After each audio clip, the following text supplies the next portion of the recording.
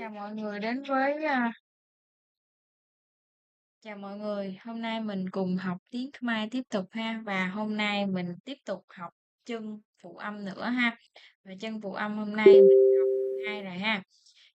Phần trước á là mình đã học được những cái chân của phụ âm mềm, 8 phụ âm, và hôm nay mình còn sót lại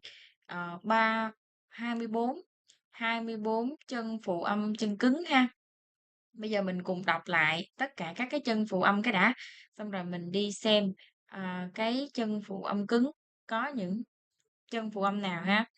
Co trường có, kho trường khó, cô trường cố, khô trường khố, ngô trường ngố, cho trường chó, cho trường chó, chô trường chố, chô trường chố, nhô trường nhố, đo trường đó, tho trường thó, đô trường đố, thô trường thố, no trường nó, to trường tó, tho trường thó, tô trường tố, thô trường thố, nô trường nố,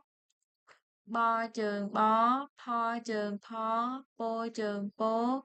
phô trường khố, mô trường mố, vô trường dố, rô trường rố, lô trường lố, vô trường vô, so trường xó, ho trường hó,